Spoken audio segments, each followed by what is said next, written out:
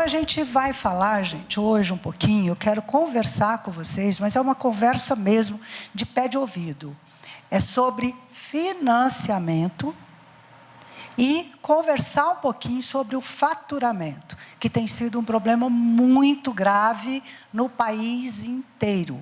Não é privilégio do Mato Grosso do Sul, é o país inteiro. Quando a gente entra no sistema e a gente verifica qual é a produção do nosso país, se você pegar no mesmo dia que tem aquela cobrança e você visitar aquelas instituições, às vezes a gente encontra informações totalmente diferentes, a realidade daquilo que está sendo lançado. Então, eu quero conversar um pouco com vocês para melhorar isso, porque já está tudo muito complicado, muito difícil. Eu não gosto muito de falar no Sistema Único de Saúde, porque, como eu trabalhei na Lei Orgânica da Saúde, eu fiz parte da equipe que fez a revisão da lei, então, a gente sabe o que pensou para poder escrever cada coisa ali. E lá, a gente nunca falou uma palavra chamada, vocês podem pegar a lei e ler do início ao fim, uma palavra chamada remuneração. A gente sempre falou de financiamento, nós nunca falamos de remuneração. Isso veio a herança que nós trouxemos do INAMPS, porque no SUS, quando o SUS veio em 91, que a gente começou a implantação dele, nós não fomos competentes o suficiente para pensar no financiamento adequado para o SUS, na nova modelagem que chegou para nós de sistema de saúde brasileiro. A gente não teve essa competência, tem que bater no peito e assumir que não teve. O que nós fizemos? Nós aproveitamos uma série de coisas que vieram do INAMPS. Bom dia, Kátia. Nós aproveitamos uma série de coisas que vieram do INAMPS e começamos a pôr remendos. Eu não sei se vocês sabem o que é remendo. Como eu sou goiano, né? Goiano e mineiro sabe o que é remendo, né, Kátia? Então, a gente começou a fazer remendos naquelas orientações que vinham do INAMPS. O INAMPS tinha muitos problemas, todos nós sabemos, muitos, mas era muito organizado. Na coisa de documentação e tudo, era muito organizado. Então, a gente copiou algumas coisas e veio adaptando. E uma das coisas que a gente utilizou do INAMPS, na época do SUS, foi o quê? A tabela de procedimentos. Então, quando eu ouço o pessoal falar, mas a tabela não pode servir de referência para remunerar. Não é essa referência que a gente tratou na lei, não. Não é referência de remuneração, a tabela do SUS, que a gente tratou na lei. Na lei, a gente falou de financiamento. A tabela do SUS, ela é referência muito mais na nomenclatura, muito mais nas descrições de procedimentos, do que em pagamento. Né? Porque como que a gente criou a tabela do INAMPS? Foi lá, nós começamos o estudo. E falo nós, porque quem trabalhou na tabela do INAMPS fui eu e o doutor Juarez Ramalho, lá do Paraná. E o que a gente pensou? Nós tínhamos uma demanda enorme dos hospitais, enorme, em relação à questão de tabela. Porque você pagava, quem trabalhou no INAMPS sabe disso, você pagava a gás, você pagava o comprimido, você pagava o raio-x, você pagava tudo separado. Era uma conta insana que a gente fazia. A gente pagava tudo separado. E os hospitais não aguentavam mais, estava muito complicado. E naquela época, a gente tinha, entre hospitais privados com fins lucrativos e sem fins lucrativos, mais ou menos a mesma quantidade. Então, foi um movimento dos hospitais para que a gente mudasse. Não foi movimento do Ministério da Previdência Social, foi movimento dos hospitais brasileiros.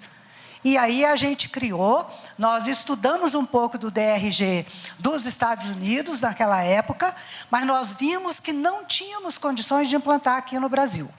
O que nós fizemos? Fizemos alguma coisa similar, que a gente criou os grupos de procedimentos e a gente começou lá em 1983, Quem está nos hospitais desde essa época lembra?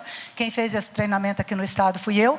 A gente, em 1993 e 83, a gente lançou o pagamento por pacote.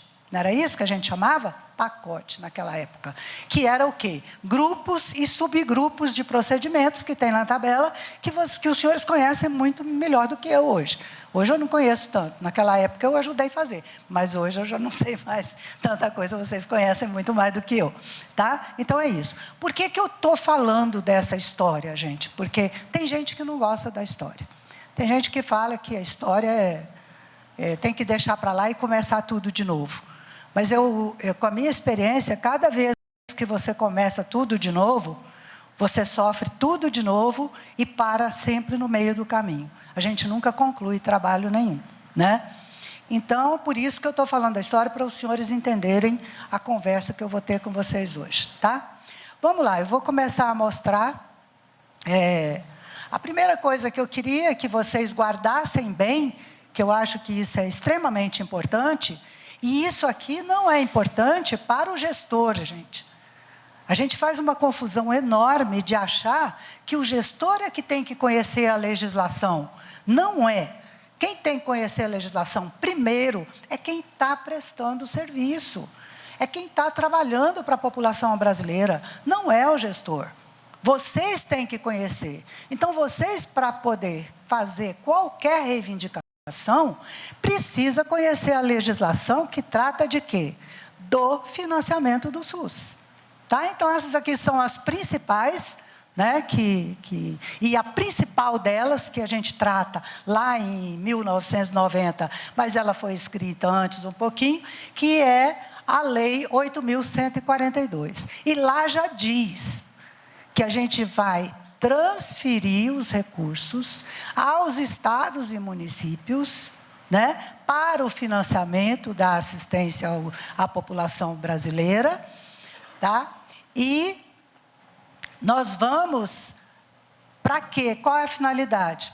Para esse financiamento. Ali a gente não fala em momento algum de remuneração. Lá a gente já fala do financiamento tripartite, a gente já fala. Então, para mim, a principal legislação aqui é essa 8.142, que é aquela de 1990, ela saiu praticamente junto com a 8080, tá?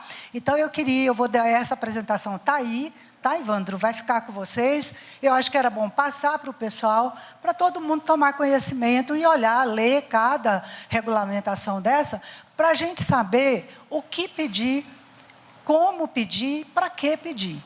Tá? Isso é muito importante. A minha área lá no Ministério, a vida toda foi essa. As pessoas, quando iam lá para fazer solicitações em termos de recursos, era na minha área, em relação à assistência, era na minha área. Mas a primeira pergunta que eu fazia, porque é a primeira pergunta que o Ministério da Fazenda e o Ministério do Planejamento fazia para mim, quando eu ia lá dizer que meu orçamento estava insuficiente, era: para que você quer? Aonde é que está a sua insuficiência? Você precisa me dizer onde é que o seu dinheiro não está sendo suficiente para cobrir. Então, eu era obrigada a dizer para o Ministério da Economia, para o Ministério do Planejamento, onde é que eu não tinha dinheiro para financiar. E a mesma pergunta eu fazia, porque é muito mais fácil quando eu sei onde está faltando. Olha, Cleusa, está faltando dinheiro para mim na cirurgia cardíaca. Porque eu tinha uma programação de fazer 40 cirurgias mês, eu estou fazendo 70. Então, é óbvio que está faltando dinheiro ali, né? Nem sempre eu vou ter condições de saber exatamente onde está, mas mais ou menos todos nós sabemos. A gente que faz a gestão, a administração hospitalar, a gente sabe. Pode passar. E aqui a gente fala o artigo da Constituição que trata do financiamento, quais os percentuais que tem que entrar de cada nível de governo, né? Estados, municípios e União. Mas tudo, gente, vocês podem olhar na Constituição, em todos os lugares que se fala de financiamento. Tá? Porque no final eu quero dar uma sugestão para os senhores. Por isso que eu estou batendo muito nisso. Vamos passar, Tio. Essas são as formas de transferência que a gente tem. E lá na Lei 8.142 também, vocês vão ver que a gente não fala de pagamento, a gente fala de transferência fundo a fundo, né? Ou do Fundo Nacional para o Fundo Estadual, ou do Fundo Nacional para o Fundo Municipal. E hoje, com a nova legislação, vocês vão ver que pode também ter transferência e está legalizado do Fundo Estadual para o Fundo Municipal e vice-versa. O pessoal, às vezes, fala, eu não tenho como passar esse dinheiro para o município tal. É comum a gente ouvir o Estado, é muito comum no Estado. O Estado dizer, eu não tenho como passar, né? Mas tem sim. Hoje, legalmente, tem. Então, o financeiro sabe que tem. Então, ele pode fazer essas transferências. São transferências entre os fundos de saúde, seja ele estadual, municipal, federal, mas tem como fazer, tá? Então, são esses aqui. Isso aqui é só para ilustrar para vocês a quantidade, né, de estabelecimentos que nós temos e quantos desses estabelecimentos são sem fins lucrativos. Nos 3.328, que representa 6%, a gente tem todos os estabelecimentos privados sem fins lucrativos, tá? Não são só os hospitais. E eu levei um susto porque até quando eu estava no DCEBAS, nós tínhamos 1.772 hospitais filantrópicos prestando serviços ao SUS. Hoje, vocês vão ver que nós temos 1.600 e pouco. Então, isso assusta. Por quê? Porque muitos hospitais nossos foram fechados. Muitos hospitais deixaram de atender porque não tiveram condições de respirar. E foi tudo, a grande maioria, claro que a pandemia trouxe um comprometimento muito grande, porque esses hospitais que deixaram de atender, eles não tiveram um papel muito claro na pandemia, e o fechamento dessa rede foi na pandemia. A grande maioria. Quando chegou a pandemia, nós tínhamos, assim, pouquíssimos que tinham saído do SUS. Quando terminou a pandemia, nós tínhamos 100 e tantos hospitais que tinham saído do SUS, hospitais filantrópicos. E isso é preocupante, porque nós temos 900 municípios no país que só tem um hospital, e esse hospital é filantrópico. Se fechar, fechou, acabou, eu não tenho mais assistência nenhuma ali, né? Então, eu trouxe os dados mais para vocês refletirem e a gente tentar pensar em algumas soluções para poder resolver, né? Essas questões que estão nos afligindo muito nesse momento. Pode passar. Aqui são os hospitais que atendem SUS. Eu falei 1.601. Era 1.772. Hoje eu tenho 1.601 hospitais filantrópicos que atendem SUS. Então, a queda parece pouco, mas é muito grande. Porque quando você vai localizar esses hospitais, são em regiões carentes, são em regiões que precisam dessa assistência. E o pessoal não sobreviveu, não conseguiu sobreviver na pandemia. Vou fazer um parênteses aqui, que eu queria chamar a atenção dos senhores, para que vocês utilizassem mais, eu não sei aqui no Mato Grosso do Sul como é que é, mas eu já vi estados que os hospitais ficam muito afastados da federação. E eu acho que a federação existe para isso. Para dar apoio a esses hospitais, para dar orientação a esses hospitais, para lutar na frente desses hospitais. A federação tem que ir lá na frente, ela tem que passar e brigar por vocês. É igual quando você tem uma equipe. Eu sempre tive equipe muito grande, mas nunca uma pessoa da minha equipe levou uma bronca de um superior. Quem levava a bronca era eu.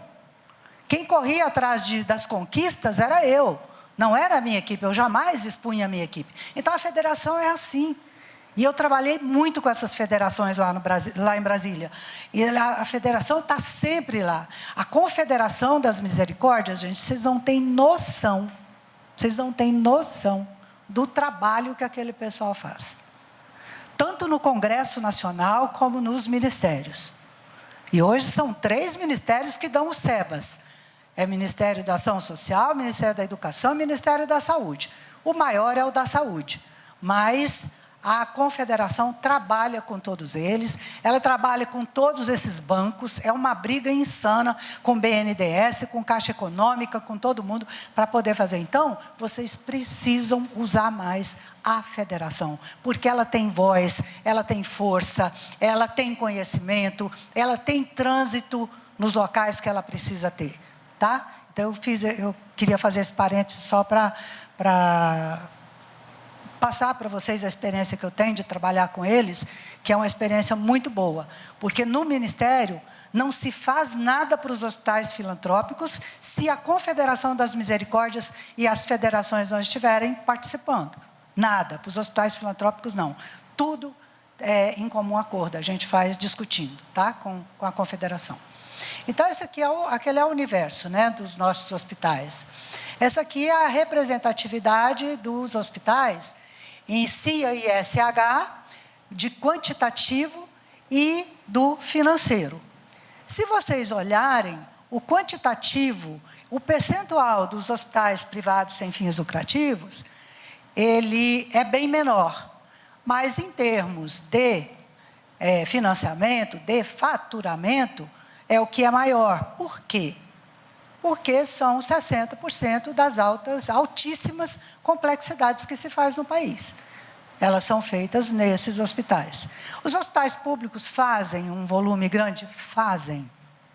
Só que os hospitais públicos, na grande maioria, eles são porta fechada. Eles recebem pacientes referenciados. Vocês não. Vocês trabalham com porta aberta. Então, é óbvio que o atendimento de vocês é em número, né, muito maior e valor muito maior, porque é o que é correto. Se eu somar o percentual de CIA e SH, né, aí vocês vão ver que de 2018 para cá, caiu bastante a produção. E por que caiu? Por conta do financiamento, a gente sabe disso. Não foi porque os hospitais quiseram parar de atender SUS e começar a atender plano de saúde. Não foi por isso. É porque não dava para se sustentar. Então, nós tivemos uma queda, e hoje o que é a tendência? É que o pessoal quer fazer os seus 60% que exige para obter a certificação, e pronto. O resto, ele vai se virar, ele vai atender particular, ele vai atender plano de saúde, ele vai atender qualquer outra coisa. Por quê? Por conta do financiamento que está sendo o quê? Insuficiente, né? Então, nós vamos falar muito dessa suficiência e insuficiência de financiamento para ver se a gente consegue pensar alguma coisa para propor, tá? Aqui é só a mesma representação em gráfico, né, que a gente trouxe para vocês. Vocês olham que o público é um percentual muito maior. Por quê? Porque nós temos as unidades, né, públicas, que o número é muito grande, as não hospitalares. E hoje a gente tem um número, nós temos estados que têm um número muito grande de hospitais municipais. Não é todo o estado brasileiro que tem essa característica, mas nós temos, Minas Gerais mesmo tem, né, Kátia? Muito hospital municipal, tem bastante. Então, e esses hospitais universitários, eles substituíram quem? Eles substituíram muitos hospitais filantrópicos que deixaram de existir. Então, os prefeitos foram obrigados a fazer seus hospitais municipais. Então, nós temos estados, o estado de São Paulo tem muito hospital municipal, o estado de Minas Gerais tem muito, o estado do Paraná tem bastante também, Rio Grande do Sul tem bastante.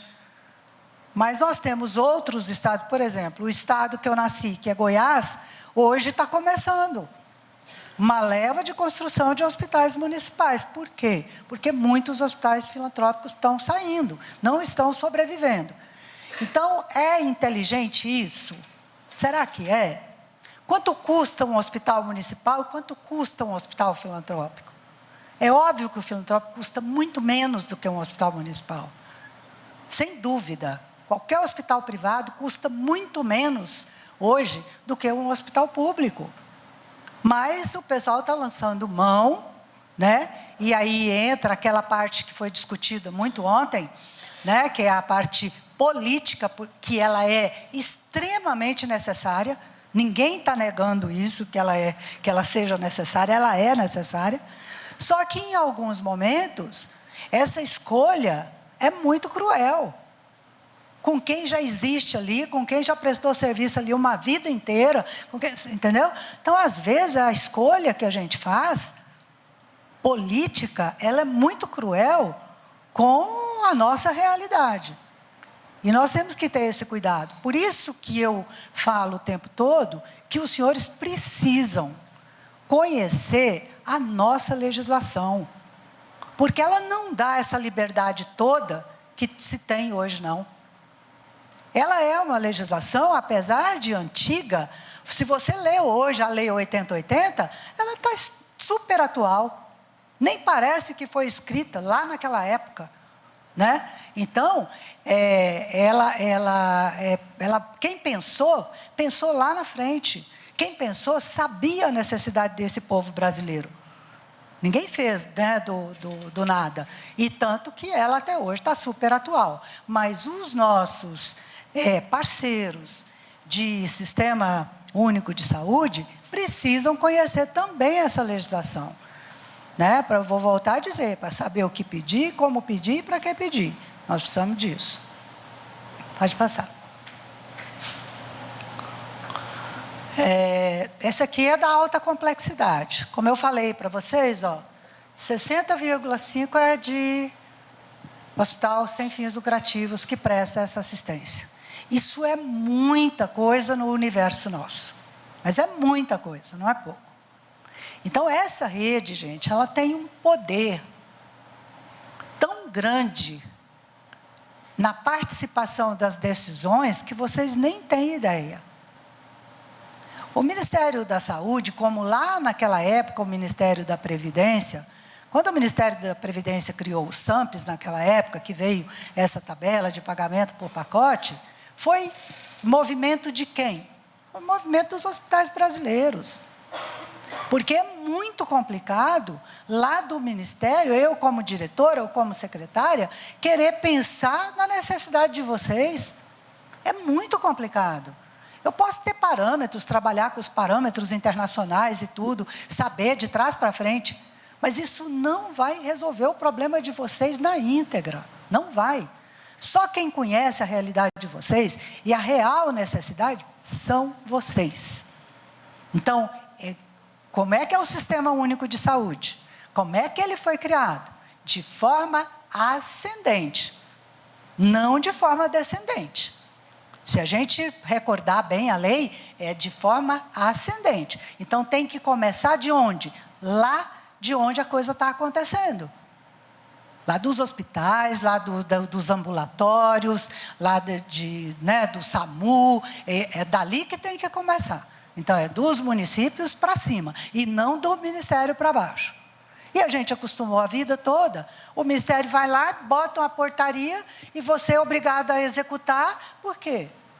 Porque é o único jeito que teve de fazer. Então, os nossos movimentos estão frágeis, eles estão enfraquecidos, nós precisamos retomar isso. Eu acho que é de extrema importância para todos nós. Pode passar. Aqui é só financiamento das Santas Casas e Hospitais, a gente separou, porque, como no programa estava separado, Santas Casas e Hospitais Filantrópicos, né, a gente pôs das Santas Casas no Brasil, a gente chamou de Santa Casa, tá? Que é faturamento também. Então, quando eu vejo a rede pública, ela é infinitamente maior, a rede privada é uma rede grande, por quê? Os hospitais são mínimos, são pouquíssimos, mas nós temos uma atenção ambulatorial, principalmente da alta complexidade, que é enorme no país, e é privado com fins lucrativos, a grande maioria. E aí você pode buscar lá a hemodiálise, as tomografias, as ressonâncias, toda essa parte de imagem mais complicada, está tudo na rede privada, né? E que é outro parêntese que eu quero abrir, que é complicado para o hospital filantrópico. Eu vou na Santa Casa aqui, né, João? Quantos serviços daqueles que tem na Santa Casa de Campo Grande que são de propriedade da Santa Casa de Campo Grande? Pouquíssimos. São sublocações de serviços que tem ali dentro, que são serviços totalmente privados, e que, quando eu vou fazer o cadastro, como gestora, eu conto como se fosse tudo da Santa Casa. Eu conto aqueles serviços ali como se fossem serviços da estrutura da Santa Casa, e não são. Vocês que estão no interior, todo mundo tem um laboratório próprio no hospital? Com certeza não. Vocês trabalham com o hospital privado com fins lucrativos. Vocês precisam terceirizar esse serviço, senão vocês não teriam. Então, veja bem como é complicado a gente fazer essa conta, quando eu considero o que é que o público tem direito, o que é que os sem fins lucrativos têm direito e o privado com fins lucrativos tem direito. Porque mistura tudo, né? Na hora que a gente vai executar o trabalho, que é o mais importante, isso está tudo junto, isso está tudo misturado. Então, não é fácil fazer essa conta. Porque quando eu for falar de financiamento, eu vou financiar os serviços lá do Hospital do Câncer de Campo Grande. Ele é filantrópico. Mas lá dentro tem serviço que não é filantrópico. Tem gente que presta serviço lá que não é filantrópico. Então, não é fácil. Se tem uma coisa que é complicada, é isso. Eu passei a minha vida me questionando. Gente, eu faço gestão pública. Será que eu entendo um pouquinho desse negócio? Será? A minha consciência vivia complicada com isso. Será que eu entendo? Aí eu fui para a UNB e me graduei em gestão pública. E o meu foco, a minha especialização foi em orçamento público. Ao mesmo tempo, e é fascinante, né? Eu amo de paixão, adoro. Mas, ao mesmo tempo que é muito simples, se a gente não tiver muito cuidado, se torna muito complicado, né? E nós precisamos, cada um de nós que trabalha com financiamento, que trabalha com recurso público, nós precisamos entender um pouquinho desse orçamento público, para a gente saber como é que funciona e a gente melhorar dentro da nossa instituição a forma de gestão que a gente tem, né? Não estou aqui falando que a gestão é boa ou é ruim, não é isso. É a gente fazer algumas adaptações. Eu tenho vários hospitais 100% SUS no país. Esses hospitais 100% SUS, eles têm a obrigação de entender um pouquinho como é que funciona o orçamento público, para ele entender como é que ele vai ser financiado, né? Senão ele nunca vai conseguir entender e vai fazer esses questionamentos e nem sempre terão respostas, né, para esses questionamentos. Então, a gente precisa, eu acho que nós precisamos entender um pouquinho, todos nós. E aí eu fiquei mais tranquila, porque o Ministério do Planejamento e da Economia, eles pararam de passar a perna em mim, porque toda vez que eu ia lá, eles me conversavam. Eu falava, não, eu preciso de... Não. Aí eu falei, tá, então peraí, agora não. Agora, muito pelo contrário, agora a gente troca figurinhas, a gente conversa, a gente discute, eu ligo para eles, eles me ligam, a gente pede opinião um para o outro, ficou bem melhor para a minha vida, sabe? Facilitou, viu, Ivandro? Porque era complicado. Eu apanhava muito. Você lembrou, né? Aquela. Pois é. Então, a gente precisa. E eu aprendi um pouquinho, gente, foi assim, lendo essas legislações. E toda a legislação, eu trabalhei muito em lei, lá no Ministério, a lei do SEBAS, várias leis assim, que a gente trabalha hoje no SUS, importantes, eu trabalhei muito nelas. E a gente tem que tentar entender o que foi que o legislador pensou para escrever aquilo ali. Para a gente fazer a melhor interpretação para o nosso caso. E para cada caso tem uma interpretação da lei. Tá? A doutora Kátia aí, que é advogada, deve ter outros advogados aqui. que sabem disso.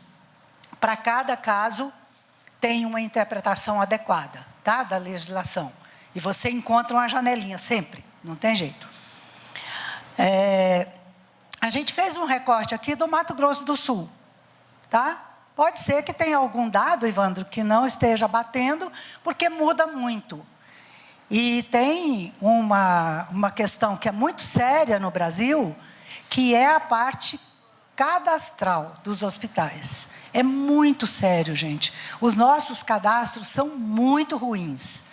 Eles são de péssima qualidade. Então, o gestor hospitalar, ele precisa tomar conta disso. O diretor do hospital, ele não pode ser só uma figura de autoridade ali dentro do hospital. Ele precisa participar de alguns setores. Ele precisa acompanhar algumas questões dentro dos hospitais. E o cadastro é uma coisa fundamental. Tudo que você fizer no SUS, tudo, sem exceção, a base para você é o cadastro. Então, eu tenho que ter um cadastro fidedigno. Eu não posso deixar só na mão do gestor para ele fazer o meu cadastro do jeito que ele bem entender. De jeito nenhum. O dia que ele for lá visitar você para fazer o seu cadastro, vai junto com ele. Vai em cada ala para ver se ele colocou todos os seus equipamentos, para ver se ele colocou todos os seus leitos, toda a sua equipe do hospital. Vocês têm que acompanhar. E esse cadastro, vocês precisam olhar pelo menos a cada 3 meses. Entrem no sistema e olhem se o seu cadastro lá no sistema está correto. Eu neguei muito certificado de filantropia porque o cadastro estava errado. Aí vinha uma coisa que não batia com o que estava no cadastro. Vinha uma produção de uma ressonância que não tinha ressonância lá no cadastro. Então, é sério isso. Vocês precisam acompanhar de perto, tá? Então, a gente pode ser que tenha algum dado aqui que não esteja batendo com a realidade, mas depois vocês vão olhar e podem adequar, sem problema algum, tá? Porque vocês que estão aqui que sabem melhor do que eu, tá bom? A única coisa que eu posso garantir é que esses dados que aqui estão, são os dados que servem de base para tudo na rede de vocês. Porque é o que está registrado lá no Ministério.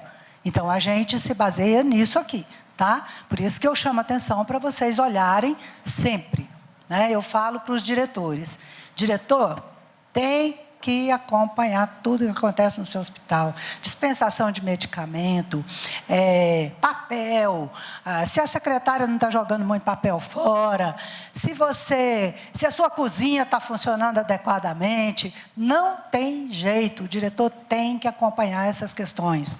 Ele tem que saber o que está acontecendo. Não dá. Cadastro não deixa na mão de ninguém, gente. Fez o cadastro, o diretor vai lá olhar, peraí, deixa eu ver se está certo. E vai conferir, mas por que é isso, por que é aquilo? Não dá para deixar. A nossa equipe é de alta confiança, né? A nossa, que eu digo, de todos nós, mas nós precisamos ajudar. A direção precisa ajudar, né? Então, não dá. Eu nunca deixei, a minha equipe nunca ficou sozinha. Eu assinava pagamento de bilhões por mês. Eu trabalhava com o maior orçamento lá em Brasília. Eu assinava pagamento de bilhões, mas eu nunca assinei um pagamento sem sentar com o meu funcionário que fazia para checar com ele cada item daquele. Nunca respondi um processo por isso, por ter assinado um pagamento de bilhões errado. Porque quando eu ia assinar, eu ia lá, tá, o que você fez? Por que deu tantos bilhões esse mês, no mês passado só deu tanto? O que aconteceu? Ah, não, porque aumentou isso, aumentou aquilo, e me mostra, e me demonstra. Então, o diretor do hospital precisa fazer a mesma coisa. É igual na casa da gente, né? Nós temos que cuidar, senão vai embora. Se eu estiver demorando muito, vocês me falam, viu, Ivandro? Pode passar. Isso aqui é a representatividade do SUS no Mato Grosso do Sul. E eu queria fazer uma observação que o Mato Grosso do Sul não é um dos estados que recebe menos dinheiro da União, não. Tá, gente? Não é. Na área da saúde. Estou falando na área da saúde. Não é. Em 2010, eu fiz um trabalho lá para a gente, levantamos a per capita do MAC, que é um trabalho bastante deficitário, né? Ele não é uma coisa muito exata, mas a gente fez porque era com que todo o Brasil trabalhava. Nós fizemos. E aí, eu peguei as 6 maiores per capita do país. A 6ª per capita do país, naquela época, era Minas Gerais. O que eu fiz? Eu fui atrás de orçamento para eu aproximar. A menor per capita nós tínhamos 2, era o Pará e o Piauí. E eu fiz um trabalho para a gente aproximar, isso só no MAC, tá? Esse per capita da 6ª per capita do país, pelo menos. Tá? Para a gente não ficar um estado tão distante do outro para fazer as mesmas coisas. Então, a gente fez esse trabalho. A 6ª per capita era Minas, e Minas funcionava muito bem. Então, se lá funcionava muito bem, sendo a 6ª per capita, por que eu não pude, né? Eu podia aproximar as outras. Aproximamos. O estado do Mato Grosso do Sul, naquele momento, era a 2ª per capita do Brasil. E de lá para cá, nunca baixou demais, não. Então, não é dos estados que recebem menos dinheiro da União, tá? Para a saúde. Eu estou falando para a saúde, não estou falando para o resto. Tá bom? Pode passar. E aqui é só a mesma representatividade em gráfico, tá? Para vocês, para entender melhor, fica mais fácil a visualização. Pode passar. E aqui é da alta complexidade, aqui no Mato Grosso do Sul. Esse aqui fica fácil. Quando a gente entra no detalhe, a gente pontua até quais são os hospitais, né, que fazem a alta complexidade. Mas a média complexidade, ela não é menos importante do que a alta complexidade, de jeito nenhum. Tá? E aí a gente fala um pouquinho dos hospitais de pequeno porte. Lá no Ministério, nós já tivemos brigas homéricas por conta dos hospitais de pequeno porte. Nós temos uma ala lá que quer acabar com os hospitais de pequeno porte, e temos uma ala que acha que tem que estudar melhor esses hospitais de pequeno porte. Como eu conheço, aqui no Mato Grosso do Sul, conheço todos os municípios, eu sei exatamente aonde tem hospital, que se eu fechar, está ferrado. Desculpa a expressão, mas está ferrado. É horrível. Não tem o que fazer. Então, gente, uma sugestão que eu vou dar, pena que o Ivandro não está aqui, mas a sugestão que eu vou dar para vocês é que primeiro a gente faça um estudo individual desses hospitais. Um estudo regional de onde estão localizados esses hospitais de pequeno porte. Qual a região que ele está localizada? E qual é o papel de cada hospital desse de pequeno porte? Nós temos uma lei, que ela é de 2017, foi um trabalho grande que o ministro Ricardo Barros fez lá, que era para autorizar você transformar alguns equipamentos de saúde, que estava para determinado fim, para outro tipo de equipamento, para você poder cumprir o seu papel ali naquele município, né, da assistência que você tinha que fazer. Então, eu acho que nós temos que pegar todo esse arcabouço, né, de legislação que a gente tem, estudar e ver qual é a primeira coisa que o Sistema Único de Saúde faz, gente, ele prima pelo conhecimento da necessidade. Ninguém fala em financiamento primeiro.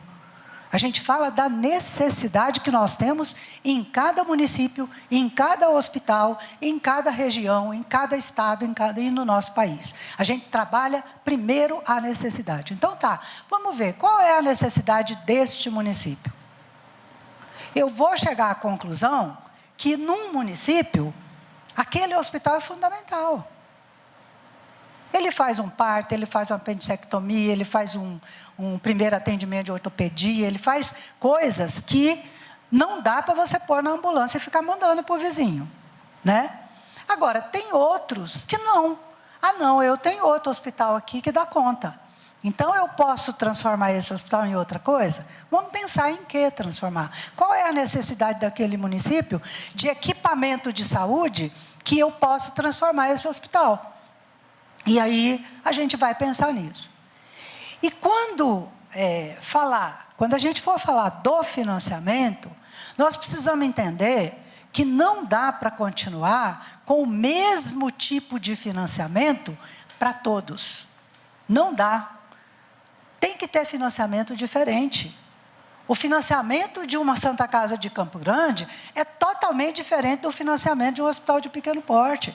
Então, eu vou ter que achar uma maneira de financiar esse hospital, independente do número de leito que ele tem, independente da equipe profissional que ele tem, eu tenho que financiar de acordo com a necessidade que eu tenho dele naquele local.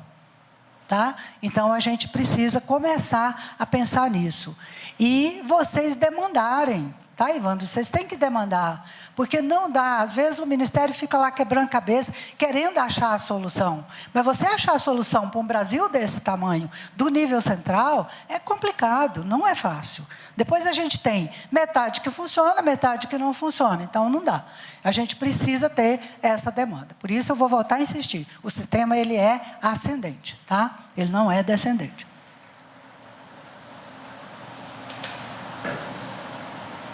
Então, hoje, em termos de... Vocês olham no CIA, né? Foi outra coisa que aconteceu ao longo desses anos. Antigamente, gente, no INAMPS, quando era INAMPS, a Santa Casa tinha um ambulatório imenso. Imenso, não era só um não, tinha mais de um. Por quê? Porque ela atendia todas as especialidades. Atenção primária, especialidade, atendia tudo lá. O São Julião atendia tudo. Todos os hospitais atendiam tudo na época do INAMPS. Quem era credenciado, né, que a gente chamava naquela época, atendia tudo. Com a chegada do SUS, o que aconteceu? A gente começou a delimitar os papéis de cada um. O hospital vai atender o que é de hospital, rede de atenção básica vai atender o que é atenção básica, ambulatórios especializados, o que é de especialidade. Então, vocês vejam bem a diferença do que era aqui, ó, nos hospitais sem fins lucrativos, o que era ambulatório do que é hospitalar, né? Totalmente diferente, mas é assim mesmo, é assim que precisa funcionar.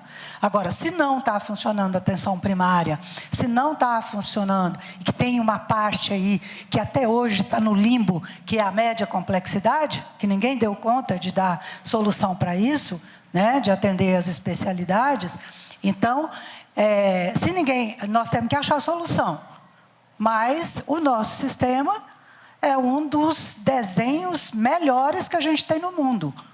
Um dos melhores desenhos de sistema público de saúde que tem no mundo é o nosso. Tá? Nem aqueles países que a gente foi lá e copiou deles, hoje tem o mesmo desenho que nós temos. Então, a gente precisa organizar e fazer esse sistema funcionar como ele tem que ser. Tá? Então, essa aqui é a alta complexidade. E se vocês olharem isso aqui, ó, no CIA, na rede privada, com fins lucrativos, é bem mais alto. Porque é onde fazem, principalmente, as hemodiálises. Tá? O maior atendimento é na rede privada que a gente tem. Pode passar. Cadê minha menina? Aí. E aqui é a relação dos estabelecimentos de saúde do Mato Grosso do Sul. Pode passar. São duas lâminas com esse. Tá, 3, né? Tá, pode passar. E aqui, gente, a gente fez um trabalho, começou quando eu estava lá e agora o pessoal continua fazendo, que é em relação aos tributos. Quanto que esses hospitais, essas instituições privadas sem fins lucrativos, não são só os hospitais, quanto que eles deixam de gastar com tributos por ano, tá? Hoje está em torno de 10 bilhões 367 milhões, tá? E a gente fez ali por região, vocês vão ver que está por região geográfica, e isso é o que as instituições privadas sem fins lucrativos deixam de pagar hoje quando tem o SEBAS, tá? Então, eu quero conversar com os senhores um pouquinho sobre o SEBAS, porque é uma área que foi muito difícil para a gente implantar no Ministério da Saúde, porque nós não tínhamos expertise nessa área. Era feito no Conselho Nacional da Previdência Social, esse certificado de filantropia, e depois passou para cada ministério, que era o Ministério do Desenvolvimento Social, e Ministério da Educação e Ministério da Saúde. E nós tivemos que, na marra, criar esse mundo lá no Ministério da Saúde, e que não foi fácil. Nós tivemos muito problema, mas conseguimos criar. E é o setor, talvez um dos setores mais organizados que tem hoje, na secretaria que eu trabalhava, é esse departamento de filantropia, de certificado de filantropia. Agora, a lei é muito rigorosa. Ela é cruel às vezes, mas não tem jeito, ela tem que ser. Não tem como ela ser diferente. A gente minimizou muita coisa na lei, mas não deu para ficar melhor. Então, eu queria pedir para vocês muita atenção na solicitação do certificado, tá? Quando vocês forem solicitar, prestar muita atenção na documentação, prestar muita atenção na produção de vocês, porque isso é extremamente importante, tá? Às vezes, uma vez passei um problema gravíssimo lá. Eu neguei um certificado de uma Santa Casa, que eu tinha certeza que ela atendia mais de 60% do SUS. Porque era uma Santa Casa que eu visitava sempre. Eu tinha certeza, mas ela não conseguiu me demonstrar no sistema, e daí a importância da produção de serviço ser bem acompanhada pela direção do hospital, porque ela não conseguia demonstrar.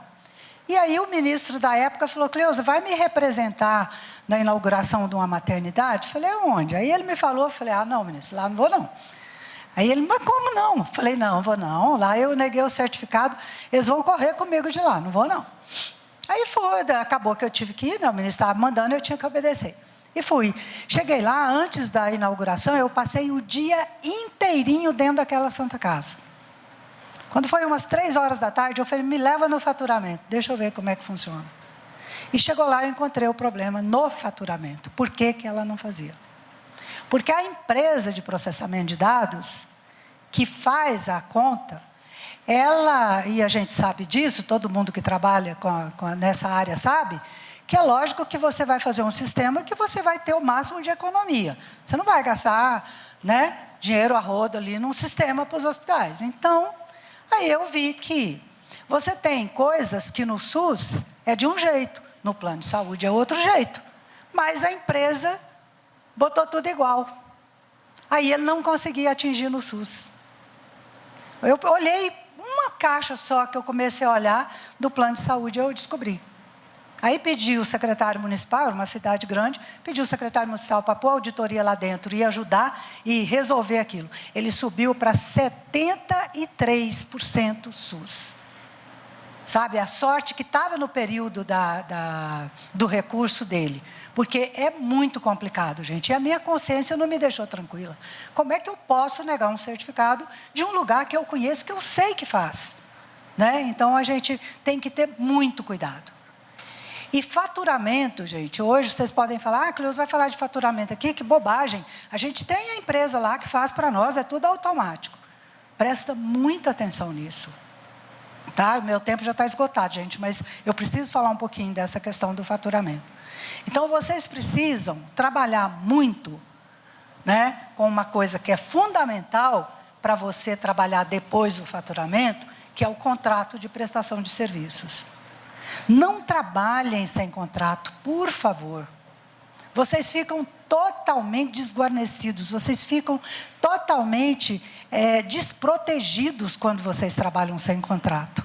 Façam o contrato, tá? Porque é ele que vai dizer o que você tem que entregar e o que você tem que receber. Então, é por meio do contrato. E é o contrato que vai dizer o que é que você vai faturar e como você vai faturar. Então, gente, aquela história de vocês deixarem quem não tem ainda uma empresa faturando, e mesmo quem tem a empresa, cuidem bem do preenchimento dos papéis. Cuidem bem dos preenchimentos. Eu vivi uma experiência aqui na Santa Casa de Campo Grande. Eu vim um dia numa reunião aí e encontrei uma pilha assim, ó, de papel que era procedimento que os médicos não tinham recebido. Aí eu fui ver aquilo, falei, gente, mas é um absurdo. Eram procedimentos caríssimos, sabe? E já é baixa, né, o valor. Aí você ainda vai deixar de receber? Falei, mas o que está acontecendo? Ninguém sabia. Eu fui no faturamento da Santa Casa de Campo Grande. Eu fui lá. Eu cheguei lá, gente, tinha prateleiras lotadas de prontuários, que eram contas que tinham sido rejeitadas e que até aquele dia o faturamento não tinha cobrado. Por quê? Porque a IH dá 6 meses de prazo. Então, eles esperam. Ninguém gosta de fazer reapresentação de conta. Nenhum faturista gosta de fazer reapresentação. Ele gosta de fazer a conta nova. Tá? Então, ele pega e deixa a reapresentação para o último momento. Aí, o doutor que foi lá e operou e trabalhou de madrugada e tal, a enfermeira que estava lá, esse povo fica a ver navios. Por quê? Porque não lançou, não cobrou a conta deles. Isso não pode acontecer. Então, se a direção do hospital tiver de olho, isso não vai acontecer. A outra coisa, não deixem o seu faturista codificar a doença. Quem tem que codificar a doença é médico. Sinto muito que ele ganha pouco, sinto muito que ele está insatisfeito, mas ele está lá. Ninguém o amarrou para levar para lá. Ele está lá, então ele precisa fazer o mínimo. Se não tiver prontuário eletrônico, que ele faça no papel. Mas ele tem que codificar. Quem entende de doença é médico. Quem tem que pôr o código da doença, o procedimento, código do procedimento é o médico. Quem tem que pôr CID é o médico. Não é o faturista, não é o enfermeiro, não é o administrador, não é o diretor do hospital. Então, o que a gente pega hoje é um perfil epidemiológico totalmente distorcido no Brasil, é totalmente diferente. Você pode ter o paciente internado lá e ver o diagnóstico dele. A hora que ele cobrar IH, você vai ver que o diagnóstico é totalmente diferente, porque não está no prontuário. Aí o faturista vai lá e põe. A gente tem uns 5 ou 6 CID que serve para tudo. Vai lá e põe um daquele. Tá, gente? Então, eu queria chamar muita atenção para isso. Eu sinto muito não ter mais tempo para a gente conversar um pouco mais, tá? Principalmente sobre o faturamento. É extremamente importante. Aquele faturamento não SUS. Vocês precisam alimentar o sistema, porque aquilo ali dá negativa no SEBAS. Se vocês não conseguirem demonstrar para ver se você realmente faz 60% SUS, você não tem o SEBAS. E o SEBAS, até onde eu sei, até onde eu entendo, de financiamento e de gestão hospitalar, tudo, ele é muito importante. Esse tributo que vocês deixam de pagar, ele acaba sendo importante na sua receita no fim do mês, no fim do ano, né? Então, eu queria chamar a atenção para vocês ficarem bastante atentos, tá? E voltar no cadastro, muita atenção, as habilitações, ter muita atenção, porque às vezes tem o leito habilitado em UTI e tudo, e não está no cadastro. Quando você cobra, rejeita a sua conta, e normalmente é conta alta, é conta cara, tá? Então, vamos ficar por aqui, depois vocês vão me perguntando, se vocês quiserem, tá? Eu vou ficar às ordens. Muito obrigada e desculpa se eu não atendi as expectativas de vocês, tá? Muito obrigada.